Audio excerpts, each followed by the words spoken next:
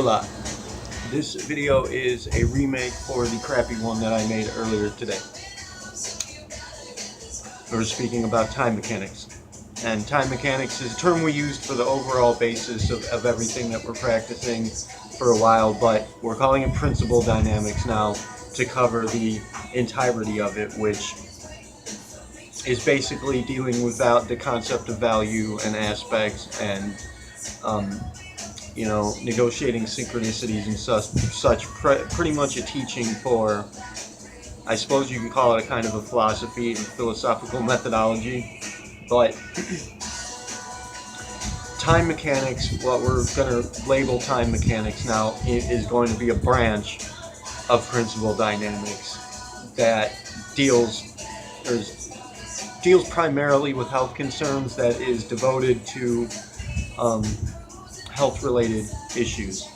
And this is the origin of this topic right here would be the origin and the initial concept that we began with, where it all came from, and it is primarily inspired by the placebo effect, where control groups in experimental studies for experimental medicines can be given, one control group in a controlled study can be given a medication that's intentional design is to treat a certain illness or to deal with a certain condition. And I suppose you call it a condition, but another control group can be given just a sugar pill. The sugar pill, as we come to use that nowadays as a kind of analogy, the proverbial sugar pill. They gave him the slip, that sort of thing. But this placebo effect is when, depending on a person's mentality, depending on their overall understanding, depending on the values in play and their overall expectations of what they've been given, they will have various effects, but for the most part, we see profound effects upon the test subjects, where the illnesses they have are altered or even cured. In many cases, cured. This placebo effect has been responsible for curing ailments such as cancer, even. And I think the medical community gets the idea that the body has the potential to do a lot for itself, take care of itself, and that the mind can actually be tricked into having what's it called? I don't know, I forgot the term, but the mentality can affect your physiology pretty much. I can't remember the term right now, of course, but I think the medical community generally gets the idea that your mentality can affect your physiology to a certain degree. What it tells us, though, is that your mentality can entirely affect your physiology, given the values that are in play and one's consideration in that regard. If you believe it can work, it will. And that's it. We know this because of our dealings with magics. We know this because we've dealt with casters who have used spell casting, and we have tried it ourselves. We've utilized it in the past, and it's very effective. We know that it's real. If you don't believe in that sort of thing, like spell casting, witchcraft, that shit, you're likely to fall into two categories. If you're not hip to what we're talking about, don't know exactly what I'm talking about, then you're likely to fall into one of two categories. Either A, you don't believe in it at all, in which case I can only say it's because you haven't seen it happen. You haven't seen anybody use it, so you don't believe in it because society's taught you to think that it's a ridiculous concept, that it's bullshit, hocus pocus, hogwash, but it's not. It's actually very effective, and we can explain exactly why. There's a scientific reasoning behind it. People just didn't bother to figure it out until we came along. But the other category you might fall into is the sort of Bible people that believe that witchcraft and spellcasting is pure evil and it's granted by demons and shit, which is total bullshit. It's just outrageous. You guys have been taught to believe that spellcasting is evil because the people running the show for you do not want you to understand what you're capable of doing. They want you to, in fact, take the power that you have and throw it in the trash. They want you to be afraid of using it. They want you to even kind of put yourself down for having it at all. Everyone's equipped with the power to make miraculous things happen. Magic is a methodology by which to convince yourself to commit to certain acts, like, certain ceremonial rituals that are put into play, essentially to trick your brain into triggering a certain response. It's to convince yourself that something is going to happen because you have a spell book that says you perform this ceremony and this effect's going to happen, and all you need is that value in play that you expect this to work out, and then put the ceremony into practice. And if you actually believe it, it will work because you have effectively tricked your brain into triggering that response in the world. Your brain is the most amazing tool that can cause anything really to happen, and especially in regards to your own physiology, your body is equipped to maintain itself indefinitely. It's designed to be the ultimate resource. And just about any ailment. Outside influences such as like antibiotic resistant strains of illness or viruses and such, and ailments that come from an outside source. Depending on your immunities, if your immune system has built up a resistance or a tolerance to these things, they can be beaten easily. But if it's something new to your system that your body's not used to, of course it can have detrimental effects. But your body's still equipped. Anything that's biological, really, in the environment, anything that exists that's of a biological capacity, your body is already equipped to deal with. Any problem that happens in the system can fix. It's not. This should really be a common sense understanding.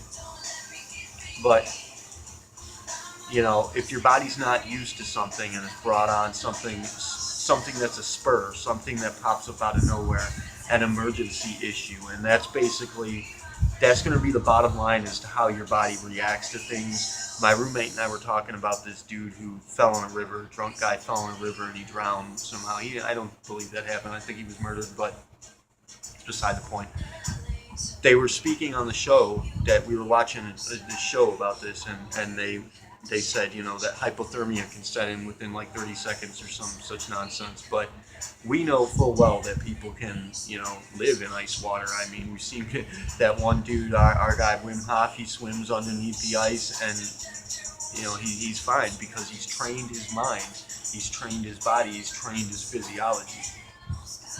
The mind controls the body, and if you can train yourself to maintain a calm, a calm posture, I suppose you could say, a calm psychic posture, and not panic.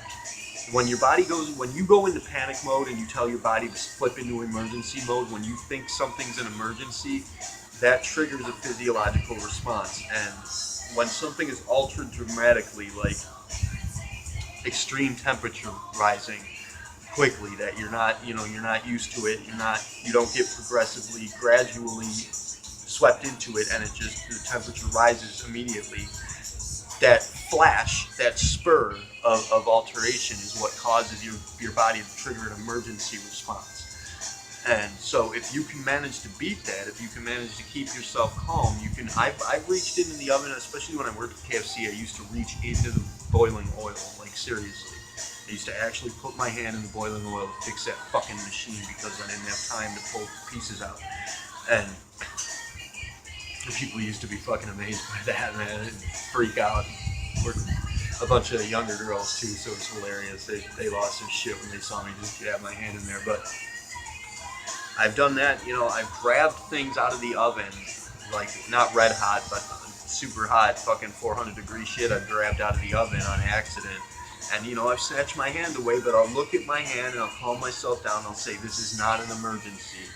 It's okay. And I'll calm myself, I'll calm my body, and it will heal itself. It will not even, like, I don't even get the blisters or anything. It doesn't break because it's not broken, because you've kept it calm. And this is something that obviously I'm not going to tell you to go and grab some red hot shit or, put yourself in that kind of a dangerous scenario. But just next time something happens, try it. Next time something happens along those lines, try just calming yourself.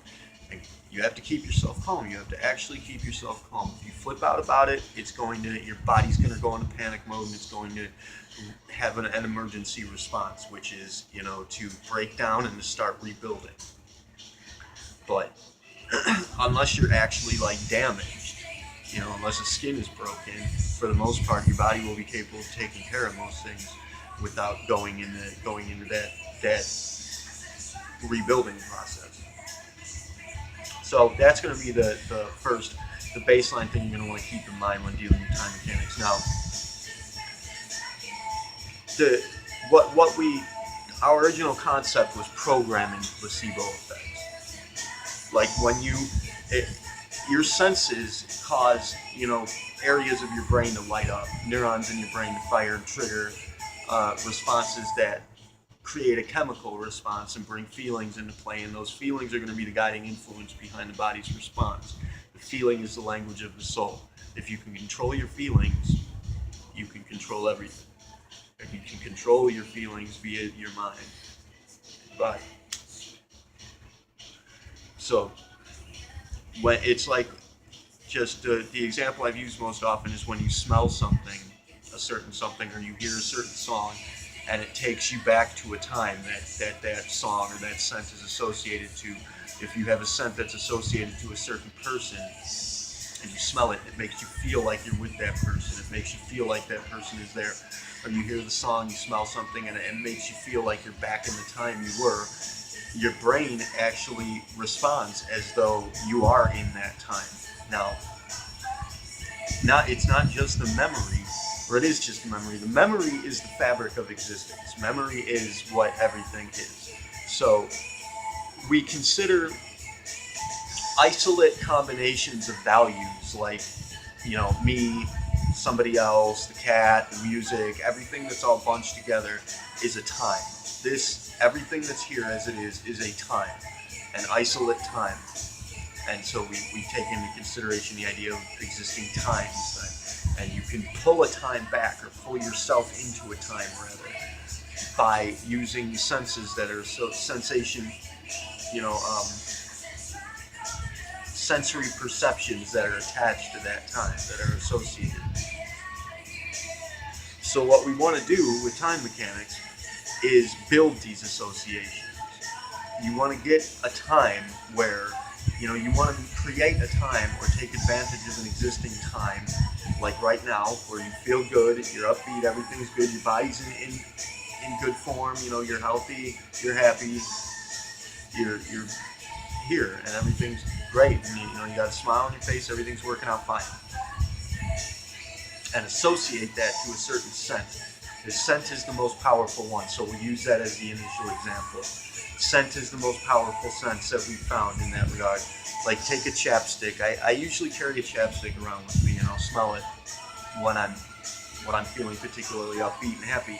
And then when I get down, sometimes if I feel shitty, I'll take that chapstick and I'll smell it, and it will pull me back to the time where I feel good. That's via conditioning. You can condition an associative response between a sensory perception and any given time. A time frame, I suppose you can call it. And conditioning is going to be the best way you can do it. The secondary way, or second way that you can affect these associations, is through trauma. And we're not going to get into that here because obviously trauma is not a good thing, usually. It can be any traumatic experience, and anybody who's suffered from traumatic experiences or has PTSD or anything like that can tell you, how effective that can be in getting you stuck in a place, in a time space, in a designation of time space. So Trauma is the more effective but more difficult and obviously, undesired method by which to program an associated time to sensory perception. But conditioning is the long-term way, the better way you're going to want to do it. Trauma would be like a shortcut method. But by conditioning, just continuously, get something like a chapstick or something like that and just smell it every time you feel particularly good. And what's going to happen is when you need it to, when you're not feeling particularly good, and you smell it, it's going to pull you back to that time. But this can work with illnesses, because if your body feels in harmony, in balance, in health, if your body is balanced, it will be able to maintain itself. It will be able to heal itself, so long as it's not out of whack somehow, so long as something's not actually wrong. Your body will be able to maintain itself. So if you put your brain in a position where it believes that you are in that instance where you are in harmony and balanced, it will trigger a physiological response that your body will heal itself. Because as we've said before, the brain cannot tell the difference between what is imagined, or what is remembered, or what is actually present. The brain doesn't know the difference between real and memory or figment, because there really is none. So you can actually, time mechanics is pretty much a practical method of time travel. You can actually pull yourself into a different time where you're in harmony, where your body is balanced, and that will assist in your body rebuilding itself, healing itself quickly and easily, because the brain's going to tell the body we're okay, we're in a good position, and the body's going to go ahead and do its thing, because it is capable of healing just about any fucking thing. And this will work to speed up healing. This will work in many different ways, but another facet of it, or a factor of it, is the fact that most chemical compounds that we use, like drugs, narcotics, actually, you're not actually really ingesting, and body's not making use of something that you're putting into the body. Really what's happening is that the substance you're using, the chemical you're using, is a combination, is a chemical compound that is triggering a response in the brain and causing for your body to produce in itself chemicals that already exist, that the brain and the body, the glandular system already produces these chemicals. And pretty much you're ingesting a chemical to tell the brain, as a signal, to tell the brain to make these chemical compounds, to release them into the system, such as dopamine. Like cocaine releases dopamine because it tells the brain to dump the dopamine you already have stored up. It doesn't actually put something new into the system. I mean, it is something new that you're putting in the system, but insofar as the responses that you get, that's just the substance is telling the brain to do something it's already capable of doing. So our aim would be here, in this regard, our aim would be to replace the narcotic substances that damage the body with a sensory perception that can be directly associated to that response. Of course, you probably have to you'd have to use the drug in order to create that response. We've done this before, so we know that it's effective, but obviously we don't want people to be using drugs all over the place to get this done, so we have to figure out a better way to do that. But that's the basic principle behind it, is that we can program a simple sense, like a scent or a color pattern, a color scheme, or a combination of tones, music. We can program that. This is how aromatherapy works, by the way. This is the concept behind that. It's the concept behind light therapies, and this is how they work. Is basically a placebo effect, wherein a certain scent that's associated to a certain feeling, a certain chemical compound, you can use that to cause for your body to release the compound instead of using the harmful substances that, pharmacological substances that are being pushed on the streets nowadays. They're being pushed in the pharmaceutical industry. More of the medical community's kind of been trained to consume. But that's the basic idea behind time mechanics, and we'll get into practical measures by which to exercise this, but that's just, I wanted to get across the concept of it, the theory behind time mechanics and what it's all about. And then, that's spread out into principal dynamics, which is, of course, learning to program your actual system, and then learning to you know, design your value system intentionally, deliberately, rather than being a reaction to your society, to your conditioning in the world. You know, it's nature versus nurture kind of thing, I suppose you could say. But that's all for this video. In any case, here are even bigger ones that are better. I mean, they're not better, but they're bigger and they're cheaper, I think. I believe. Caramel corn rice snacks, fit and active. These are baked, not fried. And these are fucking awesome. If you haven't tried these yet, I mean, all these is open. You got no excuse not to get these. Go ahead and try these, or I'm going to block you. So, please try it. It's fucking amazing. It's the best shit ever. Anyways, thank you for this time. I'm sorry it took so long. I'm always sorry it took so long. I got a lot to say, but I hope that this is helpful. We're going to figure out ways to teach you how to do this. We've done it before. We've experimented with a lot. It's been a while since we have, but I mean, for the most part, it's daily practice for us. What we do use of it, we use all the time. So I mean, it's very effective. It's real deal Holyfield. I forgot to mention how magics work and why magics work. That has to do with the collective unconscious. It has to do with the fact that your brain is already equipped to do just about anything. So, I made a video for that called casting or spell casting or something like that. You can look at my videos, and it's in the standards section, and you can see about how spell casting works. But I gotta go now. It's gone on for too long, and I have a can of corn to glue to the cat. So, big day. Anyway, love you guys. Heedless alive. Terry, Namaste.